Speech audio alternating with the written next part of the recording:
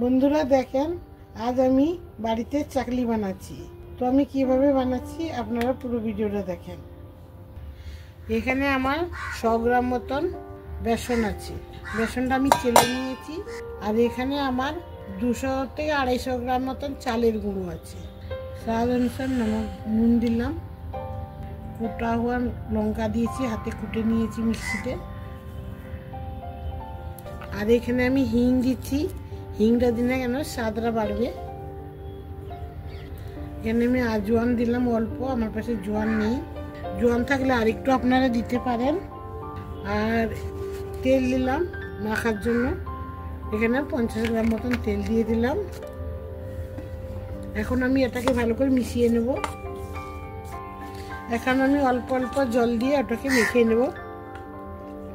আমার এখানে আরেকটু জল লাগবে, তো আপনারা চাই হলুদ দিতে পারেন কালার করার জন্য, একটু যে হলদি কালার আছে।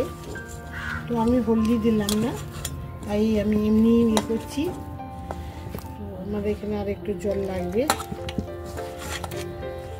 এই যে দেখেন, এইভাবে যাতে নরম হয় জিনিসটা, তাতে মেশিনে ইয়ে করলে ভালো হবে, বানাতেও সুবিধা হবে, জলদি হবে, কোনো ইয়ে লাগবে না, ফটাফট হয়ে যাবে। বাড়িতে বানিয়ে আপনারা ইয়ে করবেন।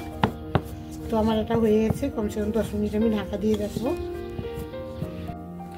10 মিনিট পরে আমি এসে গেলাম, এটা খুলে দেখি।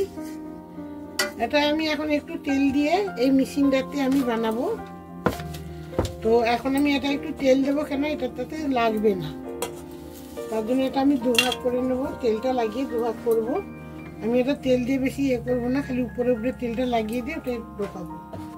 দেখেছেন তো কিভাবে কতটা নরম করেছি, তো ঠিক এইভাবে নরম হবে। তো এখন আমি এটা ঢুকিয়ে দেবো।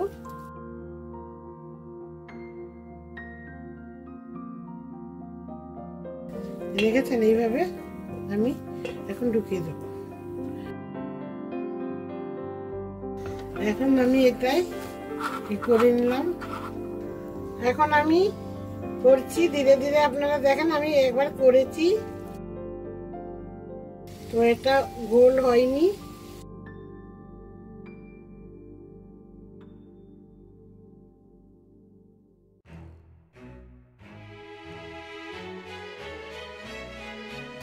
এখন আমি এগুলো উল্টে দিচ্ছি। তো এগুলো এখনো একটু গোল হয়নি, তো আমি কাঁচি আনতে ভুলে গেছিলাম, তার জন্য কাটতে পারছি না।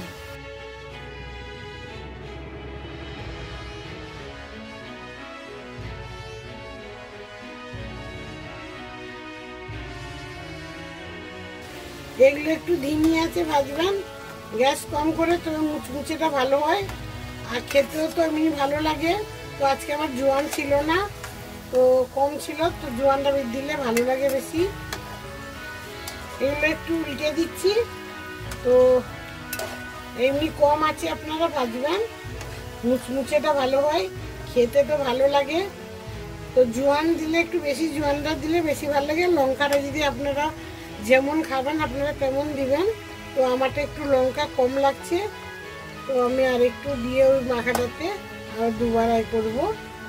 তো আপনাদের লঙ্কাটা পছন্দ মতন দিবেন, বাড়িতে বানানো তো লঙ্কা পছন্দ মতন।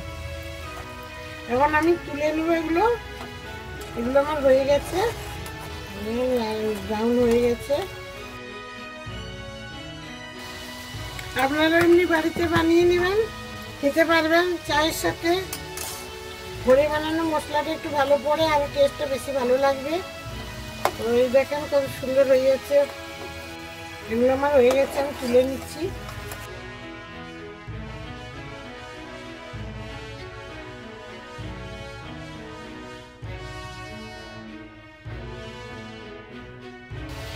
খেতে ভালো লাগে চায়ের সাথে, তো তাই আজ আমি বাড়িতে বানাচ্ছি চায়ের সাথে খাওয়ার জন্য। তো আপনারাও বাড়িতে বানান, মশলা দিলে ভালো লাগে বেশি। তো আমার কাছে জোয়ানটা নেই, জোয়ান দিলে ভালো বেশি লাগবে। তো জোয়ান কম ছিল তাই আমি কম দিয়েছি। আর লঙ্কা তো আপনাদের মতন দিবেন। তবে এগুলো কম আছে ভাজবেন, তবে মুচমুচে ভালো হয় খেতে, থাকে বি তোমার মাসে 2 মাস মতন থেকে যায়, কোনো ইয়ে আসবে না, গন্ধ, তেলের গন্ধ আসবে না, কিছু আসবে না। তো ওইগুলো আপনারা কাঁচের বোতলে রাখতে পারেন ভেজে।